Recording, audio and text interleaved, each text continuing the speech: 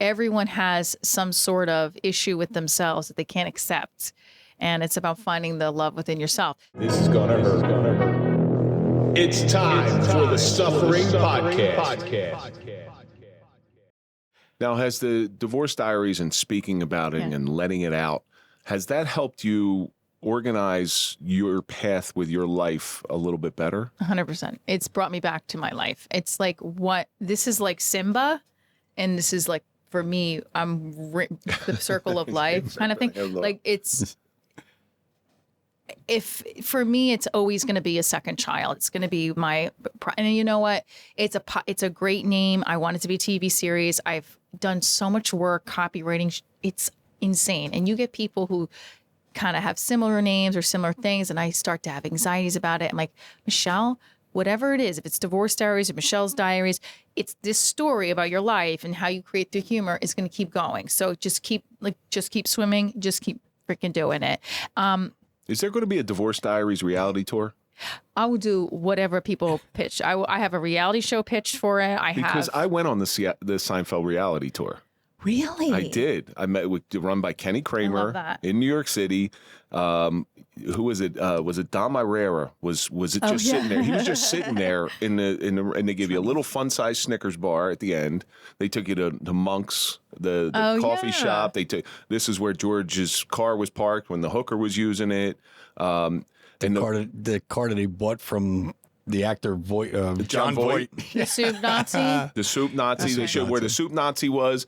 But one of the funniest things is there's an episode in Seinfeld where George buys the stuff from China to grow hair. Yes, I remember. And Kramer is filming it, and that's a real thing. Oh. So Kenny Kramer had one of those shoulder pack VHS things, and he's filming Larry David's head because they lived across the hall from each other.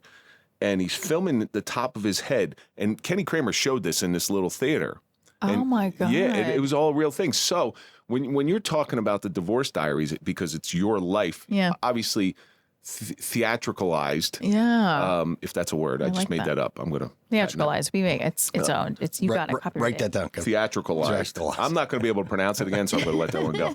But, your best comedy, I said it before, your best comedy is going to come from life experience. Seinfeld, probably one of the most successful TV shows ever lived. Right. Why? Because it was his life. It's off the cuff. It's off the cuff. Well, someone says, "Oh, you're like the female Seinfeld, but you're a TV series idea." It is, but it's also like it's more of a curb.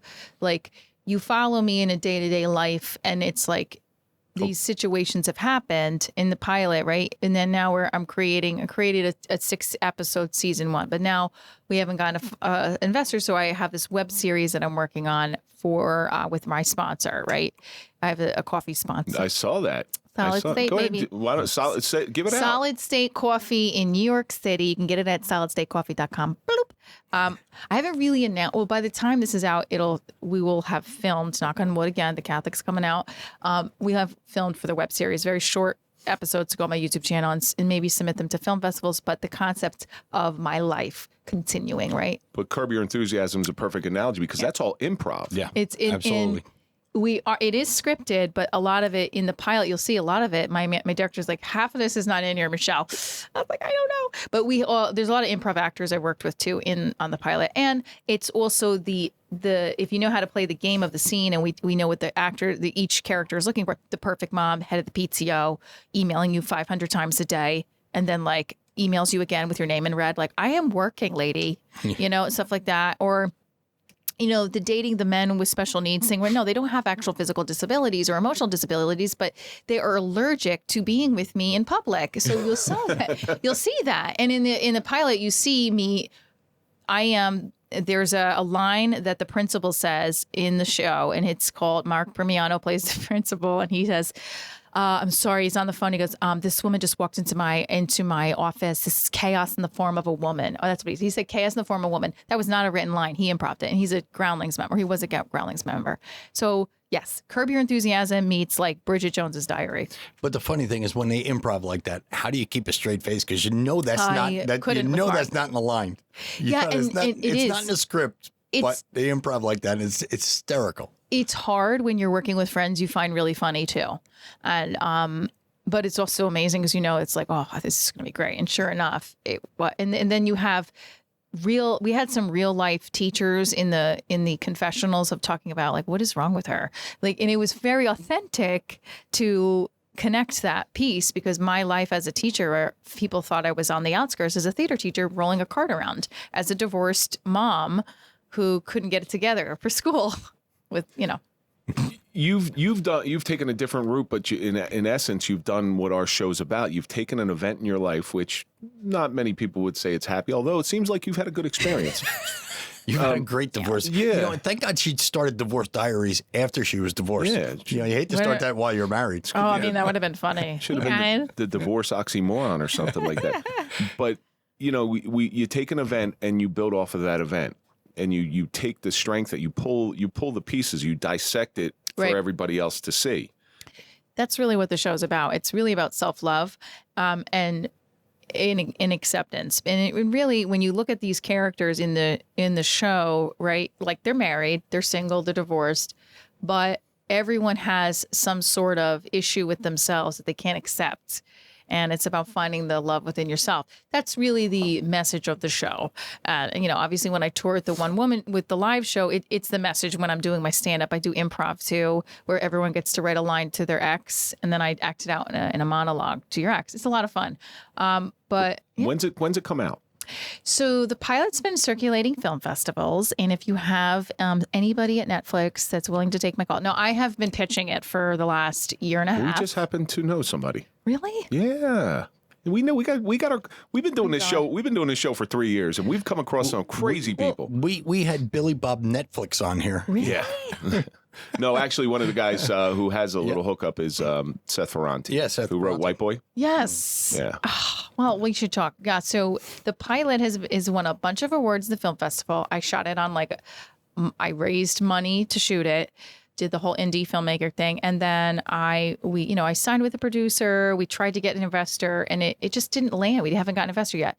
So the other route I'm taking now is to build more content in at a short form to get people's attention to it. I have people interested in it, but have had nobody say, sure, here's the money in the production company. So this is a hit. But it takes one of those viral things and then that's it. That's the goal with some of the short form content. But yeah, any networking, communicating, and just the touring of the show. So I'm really hoping that, tomorrow. It could happen. So last week we had a gentleman in here by the name of J.C. Capone. Yes. Mm-hmm. J.C. was he was diagnosed with Parkinson's, which is awful, right? Yeah. But he started putting these little motivational videos on trying to get himself out of his own darkness. Right. Sure enough, somebody calls him for a movie, and his by the time this airs, that it'll be out. It's called Reptile. It's on Netflix with Benicio del Toro, Justin Timberlake, Alicia Silverstone, and he's in it. Yeah, he's in it, and he's an amazing human being. So I was listening to that episode, and it was just a chance thing because the producer of the movie saw him doing the video. Saw his videos and said, Branch Singer.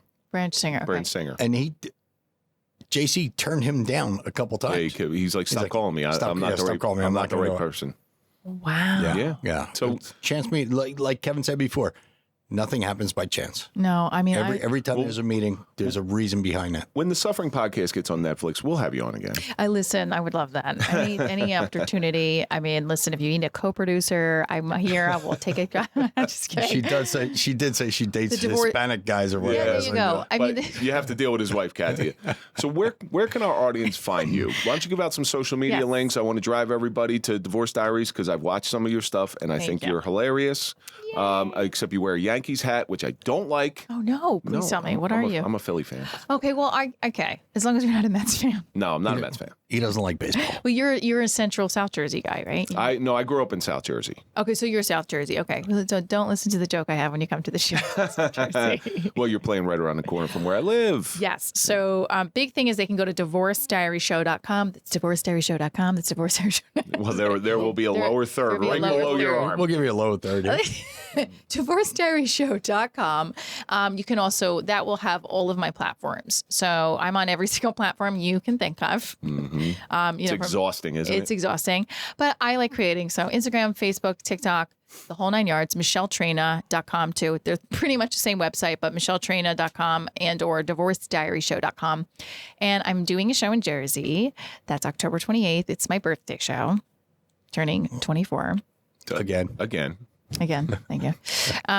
I'm just doing the flip of the round of the numbers, but I hope you guys can make it at Comedy Dojo East, and then I'm going to be out in California the week before, October 21st and October 22nd. October 28th? Yes, Comedy Dojo in Mars Plains. Yeah, it's his restaurant. We've been there before. We've been there before, and we're going to introduce you to our good friend Roro Antonuccio. Let's plan it. Yeah, absolutely. Please. Yeah, because that's what we did with Roro. Mike took his girlfriend, I took my wife. We all went out to the comedy show. It's literally right around that corner from my house. Oh, then you have to come, please. We'll definitely be to that. That'll be great. Good, thank you. Yes. Selling your tickets as a comedian, and like we were saying, I was like, it never stops. No matter how big you get, you always are like, what's the numbers? What's the numbers? We've made connections. So in 2 weeks, we have the headlining comedian from Roro's show, a guy named Larry Bea. His Instagram handle is he is hysterical, which I used to call hysterical. But I couldn't figure out that it said he is hysterical. Kevin was like going back to his Jewish days. Hysterical.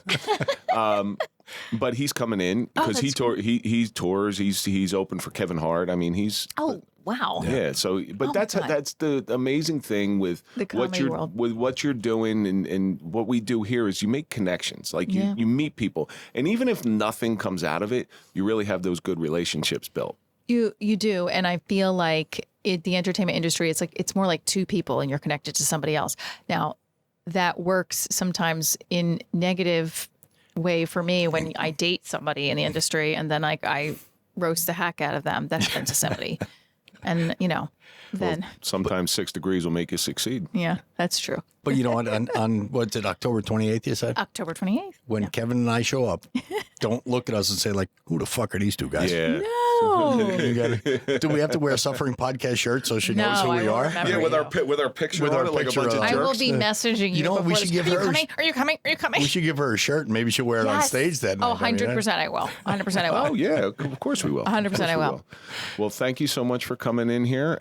Thank you for having me. Yeah, I mean, your outlook and your attitude it's just, like I said before, vibrant. I mean, you really are. You really are. Although there is a lot of suffering with what you went through, I'm going to tell you this. Mike and I need shows like this with somebody with your attitude towards life to really, because we get some really dark episodes in here, but it's nice it's almost like a breath of fresh air for us. Oh, good. Mom, did you hear that?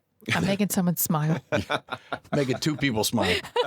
Maybe three. Andrew's behind the glass. I think he's smiling, but I don't know. So we're coming to the end of this thing, and I ask the same question every time. You've gone through all this stuff, and although you seem to come out pretty good on the other side, right? This suffering that you've went through has to have taught you something in order for it to be valuable. What do you think it's taught you? Patience.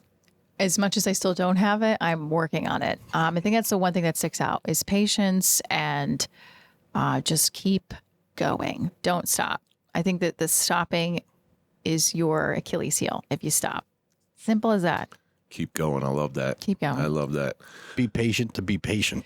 Because you like you said, you're trying to be patient, but you're not there yet. I have had to be. You got to be patient in order to get your patience. I have to be de-escalated to be patient all the time. Well, thank you so much for coming in tonight. Thank you so much for having me. And that's going to do it for this episode of The Suffering Podcast, The Suffering of the Divorce Diaries with Michele Traina. And let's think about all the stuff that we learned.